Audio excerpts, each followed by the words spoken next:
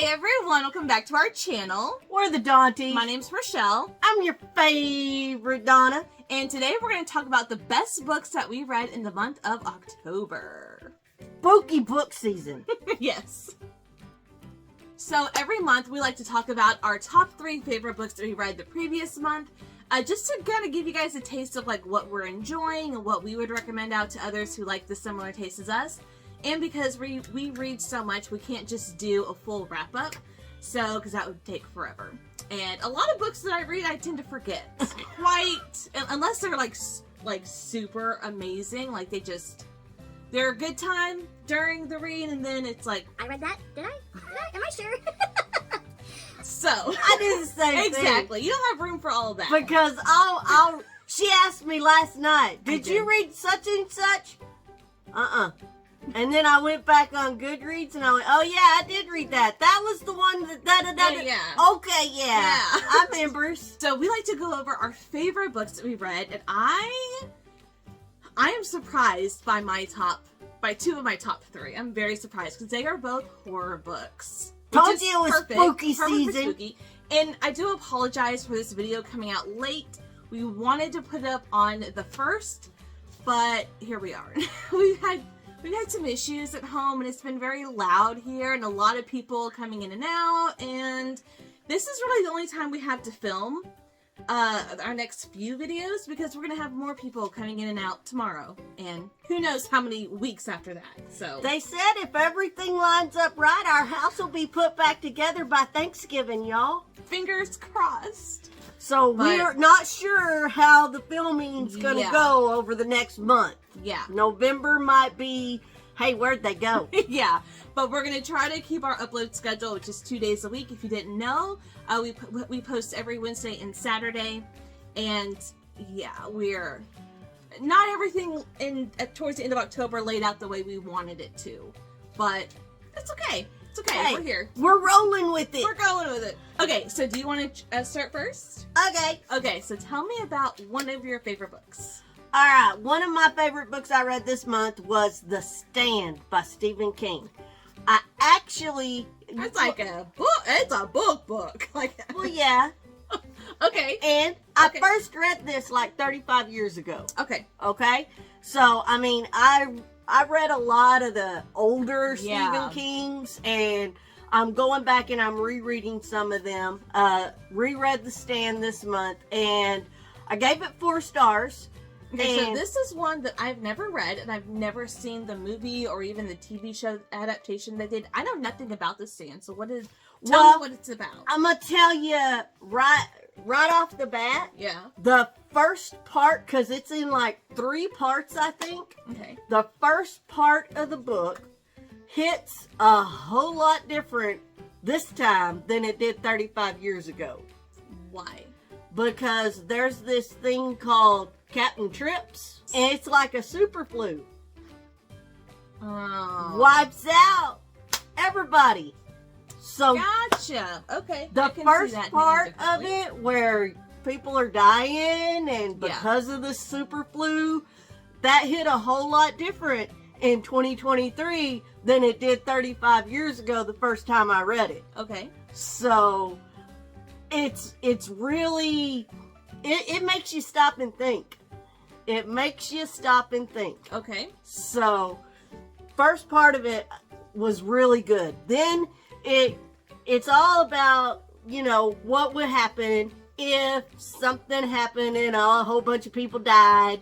And then at the end of the book, there's like a battle between good and evil. Oh, okay.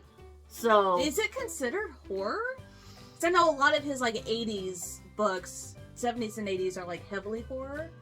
It does have some horror aspects to it. Gotcha. But not like super heavy. It's not super heavy. It's not a whole lot of gore. Okay. It's just very descriptive. And it's like, how many pages is it? It was over 1,000. It's huge. Yeah, I've seen it. And the copy that I read this time had additional scenes that were deleted from the copy that I read 35 years ago. So it's like the extended edition. Basically, yeah. Gotcha. There's a little bit of supernatural maybe in it. Okay. So, but it's more good versus evil than supernatural. But I think you would enjoy it. If I can ever get done with my library books, I will get to other books. But yeah, I do think you would enjoy it. Okay, all right, maybe I'll check it out one day. Okay, so the first book I want to talk about is actually not one of the horror books that I do want to talk about. This is a fiction book with very, very subplot of romance, very small subplot of romance, and it is How to Walk Away by Catherine Center. Is this a how-to book? Or No. After 20 years, if you said that's it, no more, I'm not going for 21? Almost 21. I know. We're like 2 weeks out from 21 years. She's decided she's not going to make it to 21, y'all. No. What? No, this is actually an author that I've been enjoying going back and reading her backlist. I think this was the last one I had to read. She came out with The Bodyguard last year. It was very, very huge. I loved it, and that I did kind of go back to her backlist and read through all of these. And this one is so good. It made me so emotional. It made me really feel for our main character. So the very beginning, our main character is with her boyfriend. They've been together forever. And she's expecting him to propose, whatever, and he is trying to propose. He just got his pilot's license, and he decides to take her up in a plane. But and the plane crashes. She has a severe fear of, like, you think I'm scared of flying.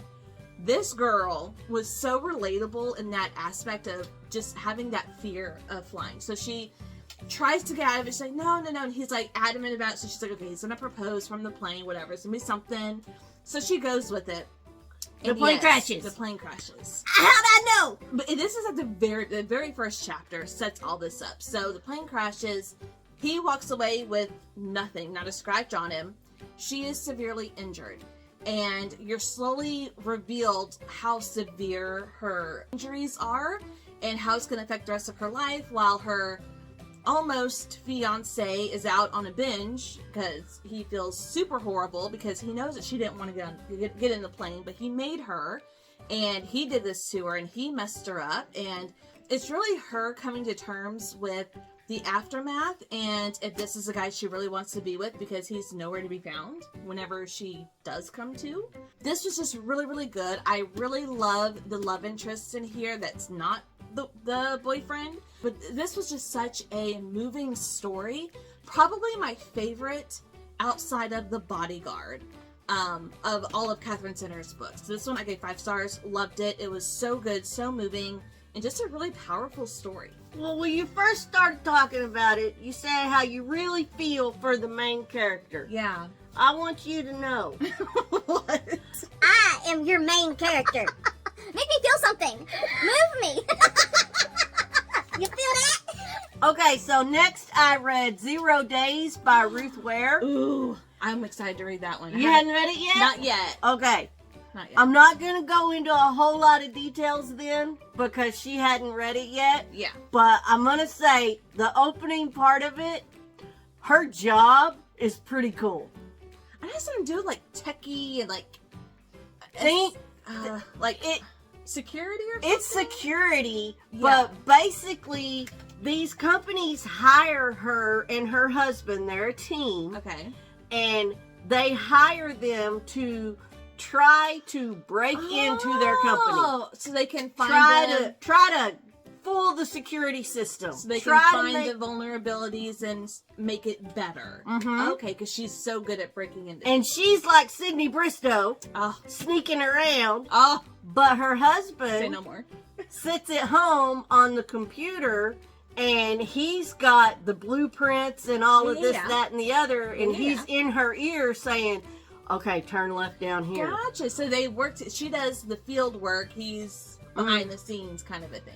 Yeah, so Okay. that's how it opens, and her That's job cool. is super cool. That is really cool. That is super cool. But she comes home after this job, and her husband's dead. She was just on a job, just had him in her ear. Oh my god. Yeah. Okay, now I'm really stoked. The library has given it to me, and I was like, give it back to me in like a month. So I should be getting it in November, but I was like, I don't have time right now. But now I'm like, ooh. Yeah. Ooh, that sounds really good. And the cops think she did it. What? Oh my god. Wow, that sounds like a good time. Like, Ruth Ware, like, I'm really enjoying her books. Mm-hmm. That sounds really good. And this was her release this year, right? This was her newest, yeah. And I really enjoyed it. That sounds good. So my next one is a horror novella, short story novella. You can buy it separately, just this novella, but I have the collection of 3 short stories, and it is Things Have Gotten Worse Since We Last Spoke by Eric LaRocca. And this is like the 3rd book that I read from him this month, and this one was my favorite. So like I said, this is a collection of 3 short stories. I've only read 2 of the 3 short stories, but Things Have Gotten Worse Since We Last Spoke. You can buy it separately and just by itself. And let me tell you, like, I have heard a lot about this horror novella. It's about 150 pages, and it is strictly email and chat communication between 2 characters. That's it. And so we're following Zoe and Agnes, and I think it's Agnes who is really down on her luck, and she needs money, so she ends up going like onto like a Craigslist type website to sell an antique apple peeler. Okay, someone reaches out and I was like, I'm really interested in this, blah blah blah. It looks really old, looks like it's been in your family for forever, whatever. So they kind of communicate a little bit about this apple peeler. They develop this friendship. And the woman who is buying this, I think her name is Zoe, she finds out about Agnes's situation and how she's really down on her luck. And so they work out some deal where, I'll lend you money since you're down on your luck. I have money to spare, but there's some stipulations to it. And this entire short story just kept getting weirder and weirder. And I've heard amazing things and terrible things about this book. I gave it 5 stars. I did not see it going the way that it went. It does. No, not when it starts with something as random as an apple peeler. But you get to know the 2 characters, and like the one who really goes nuts is not the one that I expected to go nuts. This did make my stomach churn just a little bit. One specific scene was like, oh, that's a little nasty. Did they do something with the apple peeler? No. Oh. No. I thought maybe they tried to peel somebody's face off. No. They never meet in person. This is all strictly an online friendship relationship or contract that they're doing. There is actually contracts in this. It was wild. I was so blown away. And this is not going to be for everybody. But I loved how short this book was. Like, it was perfectly laid out. The way it ended was like, oh my god, no freaking way. It was amazing. And if you like horror and you just want a really short, quick horror story, Things Have Gotten Worse Since We Last Spoke is what I would recommend, because it is insane. I did not expect to love it. From hearing the reviews and like the people that I do watch that love this one, I'm like, okay, no, that's not for me. I gave it a try, and oh my god, I'm obsessed. I'm gonna cheat a little bit here. Uh-oh. And I'm gonna just give an honorable mention to a KU series that I read this October. Okay. It was Creature Feature. Oh, I heard you talk a little bit about that, maybe. It was like 6 different short stories that were by people like Riley Sager. Gotcha. Oh, okay, yeah, you told me a little bit about this. Mm-hmm. Okay. And it was all on KU, and they were all standalones, but they combined it and called it the Creature Feature. Okay. Some of them were really good. Are these are short stories, right? Mm-hmm. Okay, yeah. You told me. So, yeah. Okay, honorable mention. The last one that I'm going to say was one of my favorite books was The Last Devil to Die. Richard Osman, Uh-huh. right? The newest installment of them old people. Thursday Murder Club. I just love them old people. I really love reading about old people, and these old people in this series are adorable. So we can't really tell you what the fourth book is about, but the whole series as a whole, what are we following? We're following these 4 old people that live in a retirement apartment-like place. Yeah. And one of them is retired English version of CIA. She's retired, and somehow they created what they call the Thursday Murder Club, and they rent out the playroom of the retirement village on Thursday afternoons, and they talk murder. Cold, like look over cold cases and just discuss. It's like a true crime little club that they have going. But every once in a while they stumble across a real murder, and somehow they solve it before the cops do. It's really cozy. It's really cute. I love their personalities and the things that they get into. Like, it is just so funny. I love these groups, or this group of people, and the fact that they're older. Like, I don't know. I just have a soft spot for like old people. I really love watching them in my movies and TV shows, like Only Murders in the Building. I love that. I love old people in books. I'm finding like they are just so fun. And this was the 4th book in this series that just came out like a month or 2 ago. And I'm gonna tell you, I'm gonna read anything that he writes about these old people. Yes. Because these old people are so funny. Well, yeah, we're 4 books in. Like, we really know these characters, and like we're on these adventures with them, and it's just so fun. That was it for me. Okay, so the biggest surprise to me is my favorite book that I read in October. It is a horror book, and it's a possession story, which not the biggest fan of. I was scarred when I was 12 years old watching The Exorcist. That's your dad's fault. No, it's my mom's fault. Oh, my mom let me watch that. But it is My Darling Girl by Jennifer McMahon.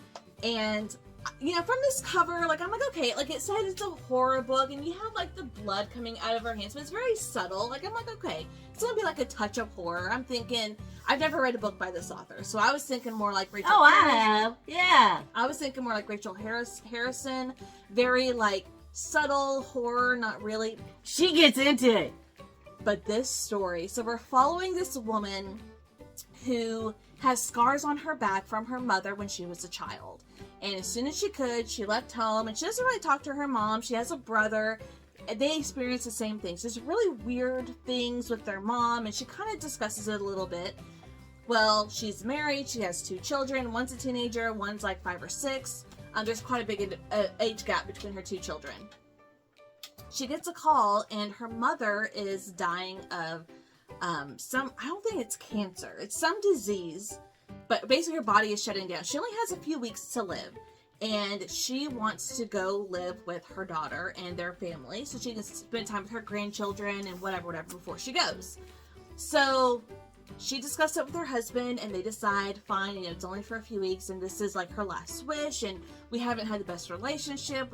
She doesn't really know our children, so sure, let's bring her in. So she gets there. And things start going off the rails between the mom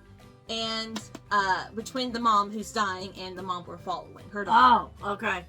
And it's only when no one else is around, and so everyone thinks the mom is going crazy because we're talking about grandma's fine. Like, you're the one who's acting nuts. You're nuts. Grandma's great. She buys me stuff. Oh my god, this book goes so. It's so creepy the way that it's done, because you don't know if there's someone or something that's being possessed, or if it really is just in our main character's mind, because we're only following her.